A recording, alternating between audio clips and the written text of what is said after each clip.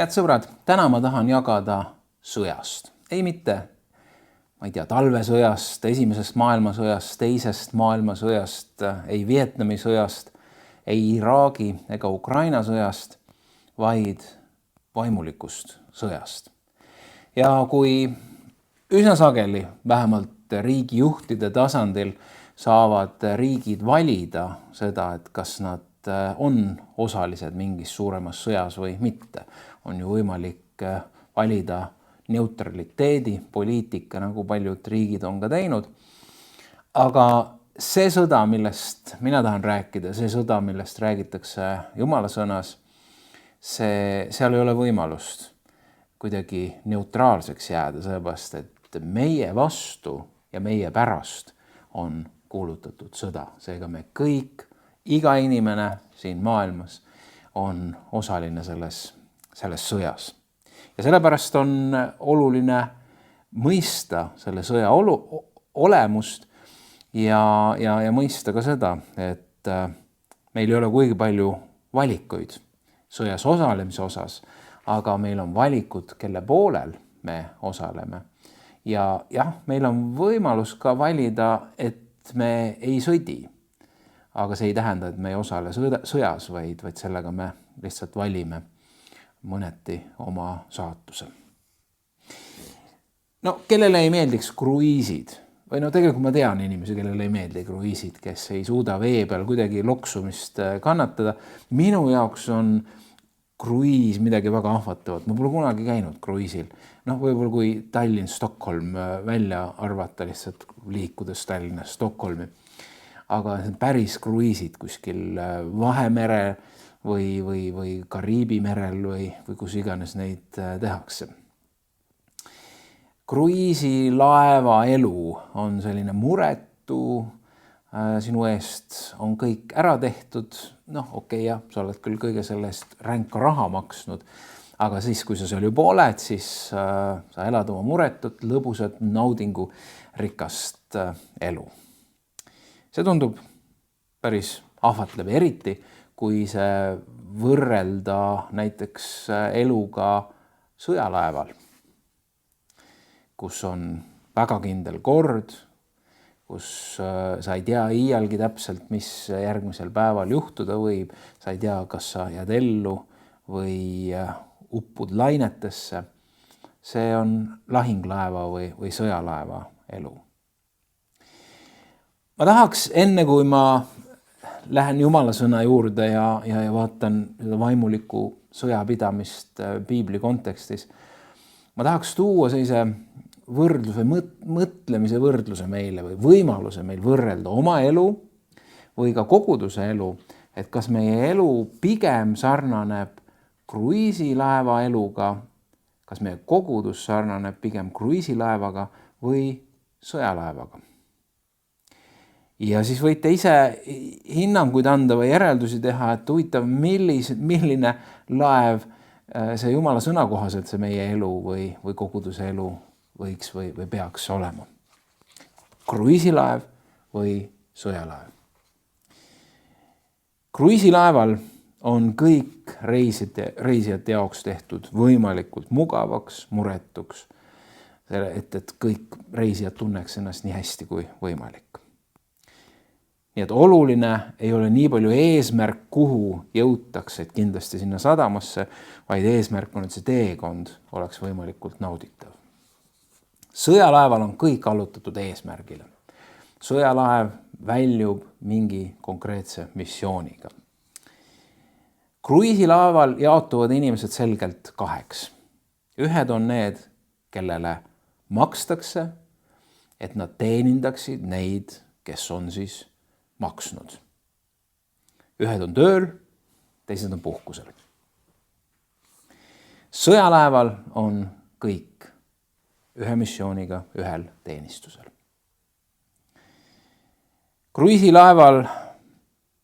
Kruiisilaeva sõit toob kehale ja hingele ajutist puhkust, rõõmu, meelehead.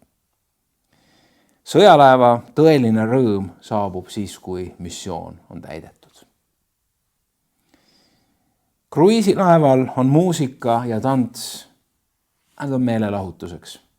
Sõjalaevalgi võib olla muusika, aga see on enamasti laeval teenivate meeste või naiste moraali üleval hoidmiseks ja lahingtegevuse soodustamiseks. Kruiisilaeval hindavad reisijad teenust, ehk siis nad annavad hinnangud, see mulle meeldib, see mulle ei meeldi, see hommikusöök mulle meeldis, see programm mulle meeldis, see ei aita mitte kuskile, kapten teeb hästi oma tööd või halvasti tööd. Nii et hinnatakse kaptenit ja meeskonda. Sõjalaeval mõistetakse käsu ja alluvuse liini väga selgelt ja missiooni nimel tuuakse ohvreid. Kruiisilaev on selleks, et täita kõiki reisijate vajadusi. Sõjalaev, selle meeskond on varustatud lahinguks. Kruiisilaeval peab olema kõik väga meeldiv. Sõjalaeval on kaalul elu ja surm. See, kas seal on midagi meeldivat või mitte, see on täiesti teisejärguline. No ilmselgelt iga pilt on puudulik ja siit ei saa väga mingisuguseid sügavale minevaid järeldusi teha ja võib-olla mõnel on mõttes veel neid võrdlusi, mida saaks kruiisilaeva ja sõjalaeva vahele tuua või mis on nende erinevused. Aga ma tõin need esile selleks, et meie hindaks enda elu. Kas me oleme kruiisilaeval või oleme pigem sõjalaeval? Kuidas meie kogudusega? Kas meie kogudus on pigem kruiisilaev või sõjalaev? Ma usun, et me kõik oleme puutunud kokku kristlastega, kellel on, ma ei tea, nimetaks seda vaimulik ärevusseisund. Kes on väga ärevil vaimulikult. Kogu aeg keegi ründab, kogu aeg püütakse nagu just vaimusfääris kallale tulla, rikkuda, lõhkuda. Saatan kogu aeg takistab, magasin hommikul sisse, saatan ründas, kuigi tegelikult jäid õhtul veidi kauaks filmi vaatama. Toit kõrbeb põhja, saatan ründab, kuigi tegelikult jutustasid oma sõbra või sõbrannaga telefonis veidi kaua. Ma ei tea, liiga kõrge elektriarve, saatan ründab, kuigi tegelikult pole see vaevunudki vaatama, et äkki on võimalik mingisuguseid soodsamaid elektripakette siis kokku leppida. Politsei tegi trahvi, saatan ründab, kuigi tegelikult see lihtsalt ületasid kiirust. On selliseid inimesi, kes ükskõik, mis elus juhtub, kus on kogu aeg, saatan on kuskil peidus, kuskil tema kõrvad paistavad ja ma nimetaksin seda selliseks vaimulikuks ärevusolukorraks, et see võiks veel naljakamaid ja vähem naljakamaid näiteid tuua. Kogu aeg on üks lahinguolukord, kogu aeg on vaenlane, kes rikub ja kiusab. No, üsna tihti on see seotud sellega, et tegelikult keeldutakse vastutust võtma oma elu eest ja siis aetakse kõik ka hingevaenlase kahele, et kus ma olin kaitseväes kunagi ja ma mäletan seda emotsiooni, kui ma öösel olin valves, me olime metsalaagris ja siis osad sõdurid olid vahetustega öösel valves ja kui sa seal jalutad oma relvaga ja sa tead, et potentsiaalselt võib vaenlane tulla ja väljas on pime, sa ei näe suurt midagi, vaid sa pead päris palju fantaasiat kujutama või kasutama, et sa midagi näeks. Ja siis on loomulikult iga puu on vaenlane ja iga põõsal on vaenlase sinel seljas ja iga hääl metsast on vaenlase astumine või relva laadimine või midagi sellist. Ehk siis ärevus. Ja vahel võime olla ka vaimulikult väga-väga ärevad, kus me liialdame selle vaimse maailmaga. Ja loomulikult on siis see teine pool, kus ma usun, teame ka kristlasi, kes absoluutselt ei arvesta vaimse maailmaga. Nad elavad täpselt nii, nagu maailma inimesed hinnates kõiki väga kas mõistuspäraselt või materiaalselt. Et kui midagi on, mida siis keegi ka koguduses tõlgendatakse vaimseks, siis tal on alati 100 selgitust sellele ratsionaalselt ära seletada, et siin ei ole midagi vaimsega pistmist, see on lihtsalt mingi asjade kokku langemine või see on kellegi ettekujutus. Ja nüüd sa mõistad, ma olen toonud need 2 poolt, seal kuskil jookseb see piibellik tee, seal kuskil vahel jookseb see tee, mida siis meile õpetab Uus Testament ja kuidas läbi aegade kirik on toiminud. Ja kirik ei saa toimida eitades vaimumaailma. Jumala laps ei saa elada eitades vaimumaailma või tegelikult natuke nagu saab, aga siis ta on ilmselgelt kaotaja poolel, sest kui su ümber käib sõda ja see sõda on sinu pärast ja sina lihtsalt eitad seda, siis ega see ei tõsta sind sõjast välja. Sul puudub lihtsalt võimalus või sa oled ise valinud selle, et sa ei kaitse ennast ja sa oled vaenlasele kerge saak. Peetrus kirjutab oma esimeses kirjas 5. peatükis salmid 6-9. Alanduge siis Jumala võimsa käe alla, et tema teid ülendaks õigel ajal. Heitke kõik oma mure tema peale, sest tema peab hoolt teie eest. Olge kained, valvake, teie süüdistaja, kurat. Käib ringi nagu möirgav lõvi, otsides keda neelata. Tema vastu seiske kindlalt usus, teades, et neid samu kannatusi on pandud kogema kogu kristlaskond maailmas. Selles kirjakohas oli juttu kannatustest. Peetrus kirjutab kannatustest. Et neid samu kannatusi on pandud kogema kogu kristlaskond maailmas. Siin ei ole nende kannatuste olemust või tagapõhja otseselt lahti seletatud, aga kui võtta laiemat pilti Peetruse kiri üldiselt, siis ta kirjutab päris palju kristlaste tagakiusust. Kristlasi tõrjuti, neid koheldi ebaõiglaselt, neid naeruvääristati, esitati valesüüdistusi ja nii edasi. Ja kui me mõtleme veel edasi seal ajaliselt, kui keiser Nero tuli valitsema, siis algas kristlaste suhteliselt massiline ka vangistamine ja tapmine ja neid tapeti areenil ja algas selline süstemaatiline verine terror ka kristlaste vastu. Aga juba tundub, et eelneva aja kohta Peetrus kirjutab, et on ühed kannatused. Ja ta ei ütle siin otseselt, et need kannatused on saatana töö. Kuigi, kui me mõtleme jällegi kannatuste olemasolu ja kui on tegu kellegi tagakiusamisega, siis ilmselgelt tema on selle taga. Aga Peetrus otseselt seda ei ütle, aga ta ütleb, et kui need olukorrad tulevad, kui need asjad sünnivad, siis tuleb saatan ja süüdistab.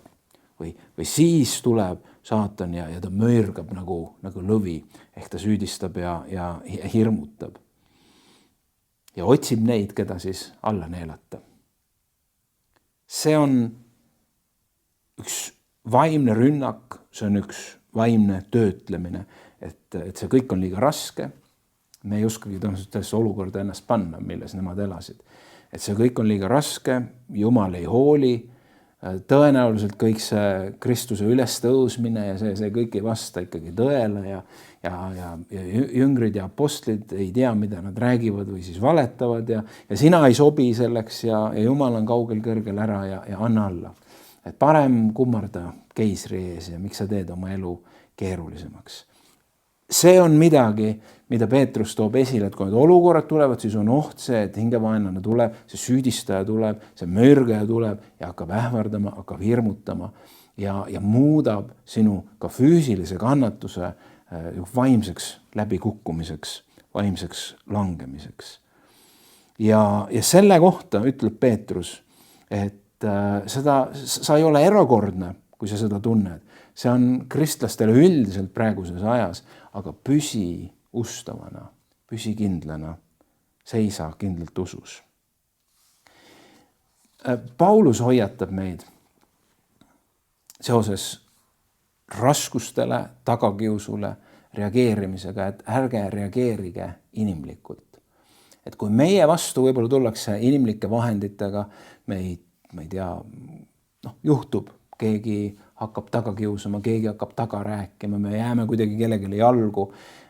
Igasuguseid ebameeldivaid suhteprobleeme on selles maailmas ja me keegi ei ole välistatud, et me kas oma teadmatusest või rumalusest või millest iganes loome mingisuguse olukorra, kus me anname põhjust kellegi kuidagi niimoodi reageerida või meie vastu tulla. Ja nüüd, kui meie vastu tullakse, siis meil on võimalus, kuidas me reageerime sellele, kuidas me vastame sellele. Ja Paulus kirjutab näiteks korintlastele, et ära seda viga tee, et kui sinu vastu tullakse, ära sõdi vastu lihalike vahenditega või siis ka emotsionaalsete vahenditega, vaid see on olukord, mis tuleb sinu vastu ja saatan tahab seda ära kasutada selleks, et sina vaimulikult laguneksid, langeksid, kaotaksid. Ja sellepärast ta kirjutab korintlastele, et ka lihalikus ihus elades, me oleme lihalikus ihus, aga selles elades ei sõdi ja mitte selle loomuse järgi. Meie võitluse relvad ei ole ju lihalikud, vaid need on Jumalas vägevad kindlustuste mahalõhkumiseks. Ehk üsna sageli mingisuguste konkreetsete tegude, mingi vastuseisude, kõige selle taga on üks kindlustus. See tegu ei pruugi otseselt olla vaimne, aga seal taga võib olla üks vaimne kindlustus. Ja nende lõhkumiseks ei piisa meie lärmamisest, ei piisa meie vastu, ma ei tea, tegemisest, kui keegi meile midagi teeb. See ei muuda midagi, vaid Paulus ütleb, et võidelge ühte vaimulikku võitlust. Ja see vaimulik võitlus, kui sa kasutad õigeid relvi ja õigeid vahendeid, õigeid reageeringuid, siis need on võimelised muutma neid aluskindlustusi, mis üldse põhjustavad neid probleeme ja meie vastu tulekut.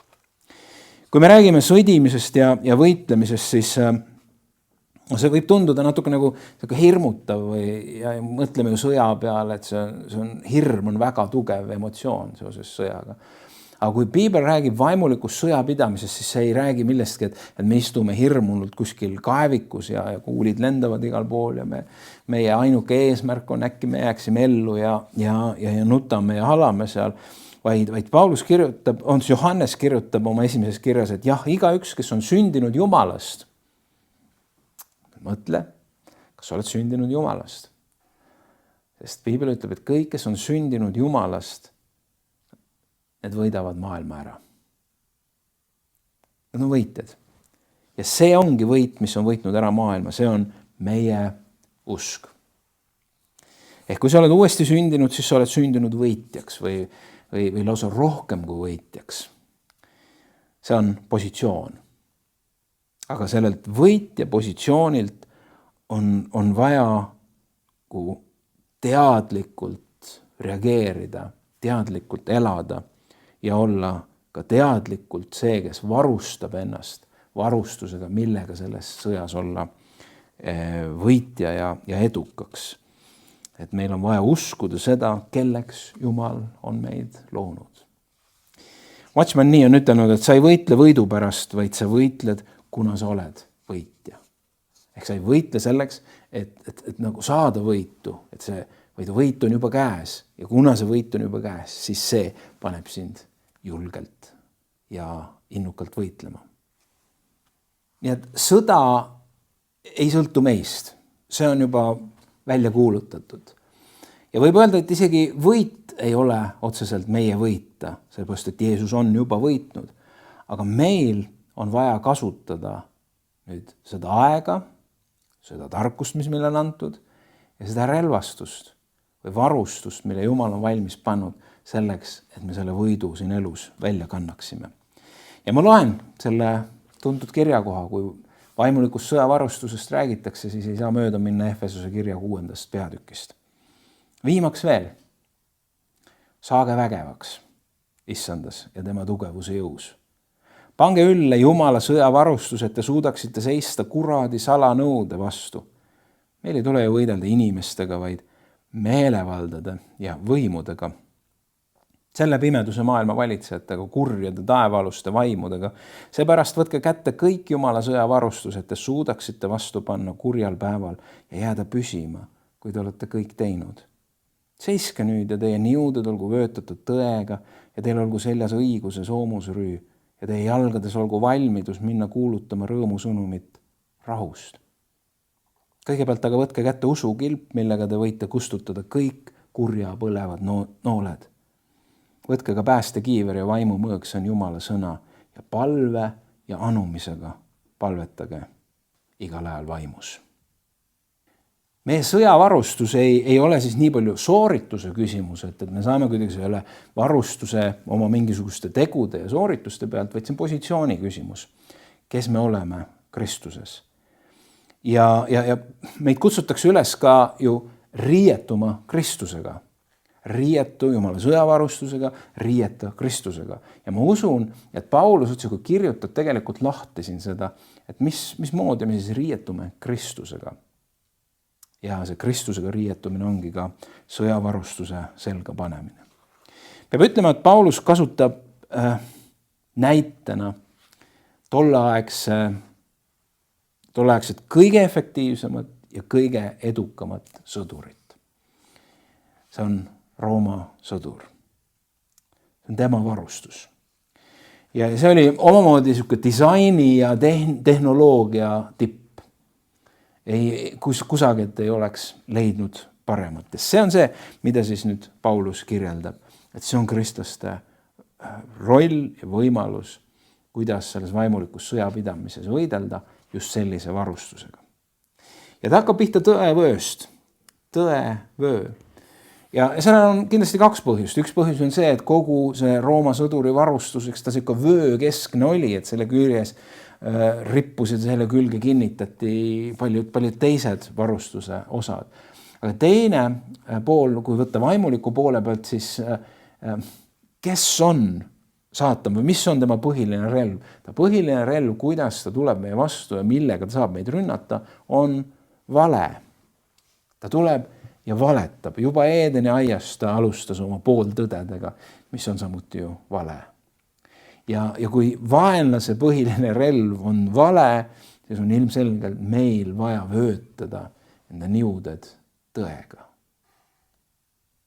Ja tõde on Jeesus Kristus. Tõde on Jumala sõna. Ta valetab sinu, ta valetab olukorda, ta valetab Jumala kohta, aga meil on tõde Jumala sõnas. Saatana teine nimi on vendade süüdistaja. Ja kui vaenlane tuleb süüdistusega, siis mida meil on vaja? Meil on vaja õiguse soomusrüüd.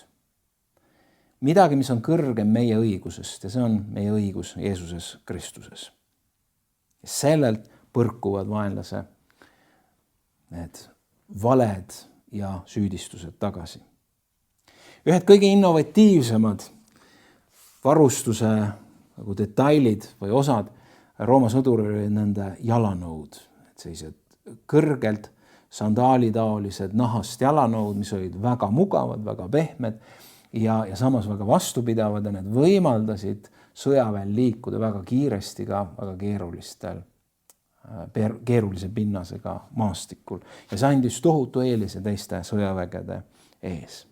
Ja Paulus võrdleb neid jalanõusid rahu evangeeliumiga või rõõmusõnum rahust.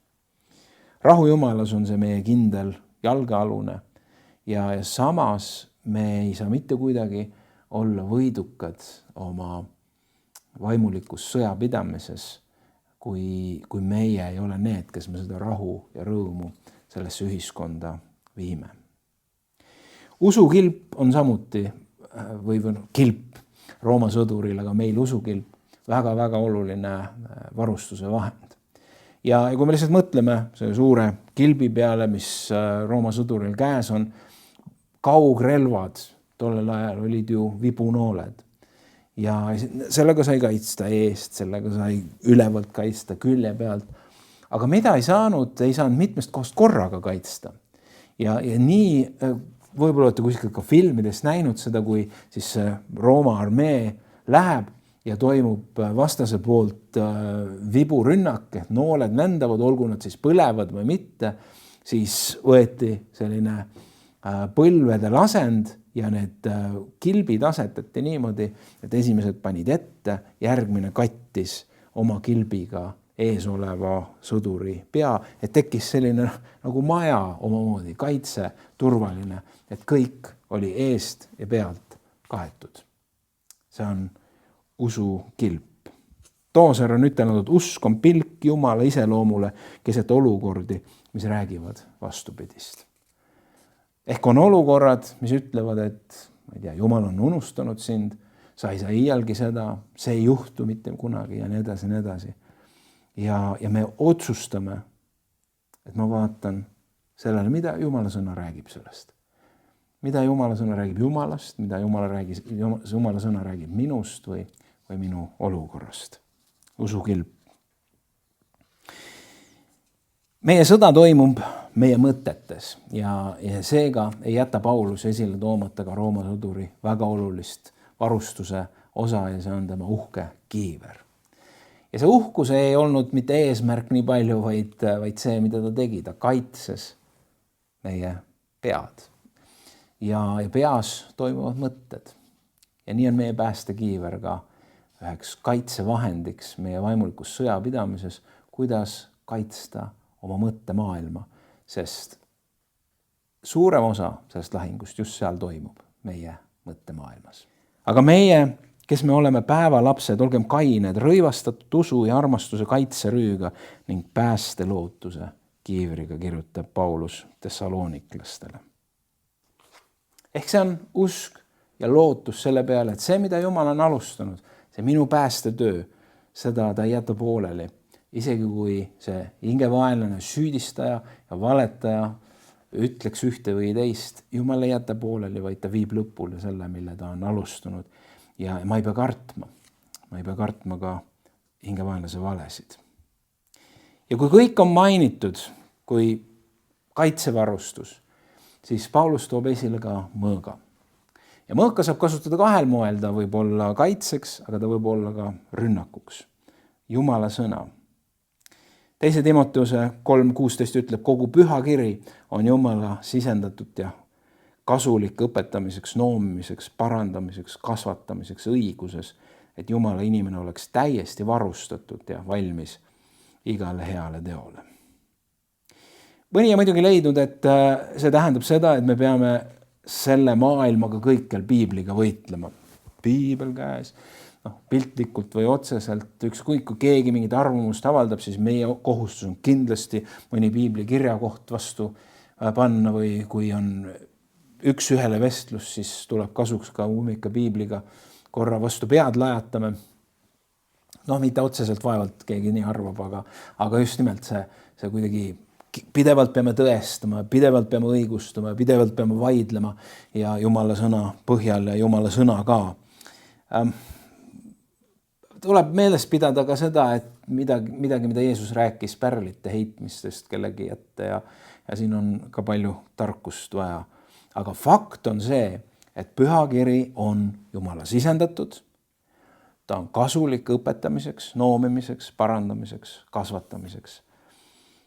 Et Jumala inimene oleks hästi varustatud. Ja Heebrea kirja autor ütleb veel võimsamalt, et Jumala sõna on elav, ta on tõhus, vahedam kui ükski kaheterane mõõk ja tungib läbi, kuni ta eraldab hinge ja vaimu liigesed ja üdi ning on südame, meelsuse ja kaalutluste hindaja.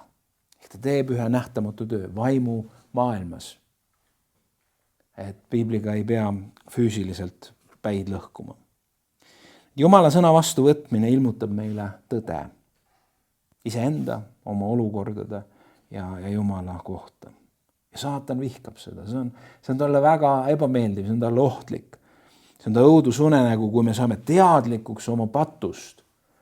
Või veel enam, kui me saame teadlikuks sellest armust, mis on Jumalal meie suhtes.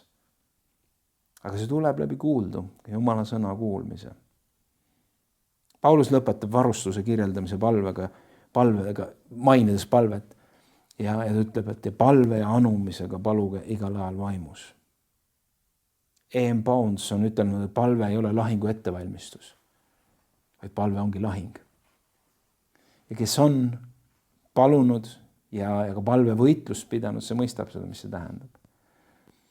Palve pärast käib meie elus suur lahing ja palve ise on üks lahing. Ja seda võib väga mitmeti võtta, aga tavaliselt me oleme mõtelnud niimoodi, kui me seda nimekirja loeme, et kõik need usukilbid ja kõik need järjest tulevad ja siis lõpus on ja palvetage ka siis, et need ikka toimiks need asjad kõik, et siis nii-öelda pange kirss tordile.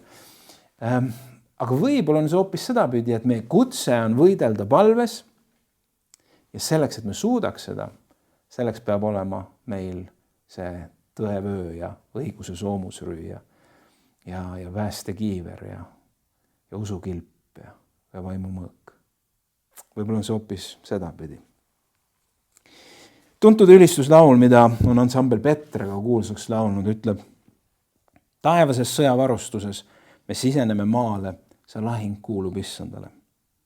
Ükski relv, mis on tehtud me vastu, see ei jää püsima. See lahing kuulub Issandale.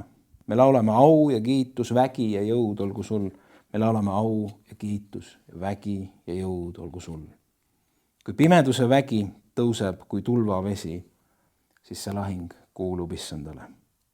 Tema tõstab lipu, tema verevägi, see lahing kuulub Issandale. Hea sõber, mis iganes lahingutes sa ka oleks. Kas need on füüsilised lahingud sinu vastu või hingelised või vaimsed lahingud, on ilmselge, et hingevaenlane tahab läbi selle tuua sulle kõikides muudes valdkondades ka läbi kukkumist ja hävimist, aga eeskätt sinu vaimset langust, vaimset taganemist, mahajäämist. Aga sa tea, et Jumal on varustunud sind sõjavarustusega. Ja selleks ei ole vaja minna sõjakooli ja 3 aasta pärast kunagi või nüüd ma olen valmis, vaid sa saad usus praegu haarata kinni sellest. Ja hüüda Jumala poole, Jumal aita mind, ma tahan varustada, ma tahan selga panna praegu, ma panen praegu tõevöö, ma panen praegu selga õiguse soomusrüü, ma võtan kätte usukilbi, ma panen päästekiivri ja ma võtan kätte vaimumõõga ja ma palun, ma hüüan issand sinu poole, aita mind minu võitlustes. Sina oled teinud mind rohkem kui võitjaks. Öeldes lõpetuseks vaimulikust sõjapidamisest, siis see on reaalsus, mida me ei tohi eirata. Me oleme sündinud vaimulikule lahinguväljale ning Jumal on kinkinud meile kõik, mida me vajame, et jääda püsima ja olla võitjad. Kuid mitte omast jõust ja tarkusest, vaid kõik algab Jumalale alistumisest. Alanduge Jumala võimsa käe alla, kirjutas Peetrus. Ja see on põhjus, miks me julgusega võime riietada ennast igal hommikul selle tõevöö ja õiguse soomusrüü ja rahu evangeeliumi jalanõude ja usukilbi ja päästekiivri ja palvetega, teades, et sellisena riietatuna ei ole vaenlasel mitte ühte relva, mitte ühte võimalust meie vastu. Isa, tänu sulle, et me võime olla sinus võitjad. Tänu sulle, et kui me võib-olla praeguses olukorras, kus me oleme, võime olla haavatud, võib-olla kaotanud lootuse, võib-olla käega löönud, et vaenlane on liiga tugev, need olukorrad on liiga suured, siis sina võid oma püha vaimuga tõsta meid täna praegu ülesse. Ja teha meile nähtavaks ja mõistetavaks ja taibatavaks selle sõjavarustuse, mille me praegu saame usus enda selga panna. Ja mõista, et me oleme võitjad ja me võime püsti tõusta ja me võime edasi minna ja me ei pea kartma hinge vaenlast, vaid me võime alanduda Jumal sinu ette ja ülistada ja austada sind oma eluga. Tänu sulle. Amen.